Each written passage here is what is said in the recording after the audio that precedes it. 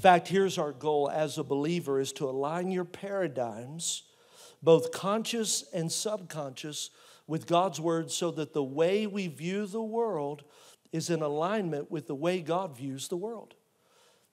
How many know God has a way of thinking and we have a way of thinking?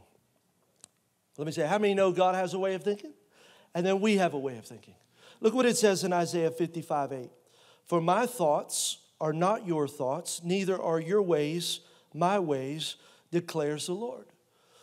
So here's what we've got to do. Whatever situation you're faced with, here's what I would ask you.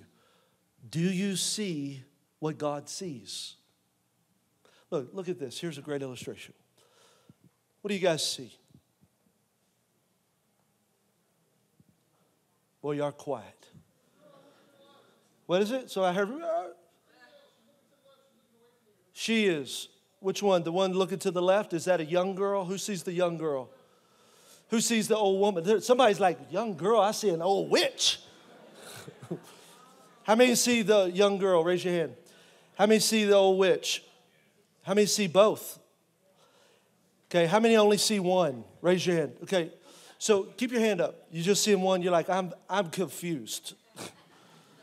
Hold on, listen. This is my point. A lot of times we're in this kind of a situation. If you see both, I would equate that you see what you see, but you can also see what God sees. But for those of you that only see one, that's the frustrating part about life. You're looking at the situation and you're saying, I only see this.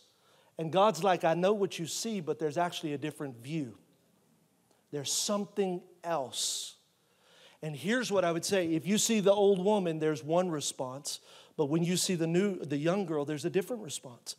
So we have to say, God, I know I'm looking at it, but if I don't have your perspective, show me what you see. Because when you see what God sees, it changes the way you respond.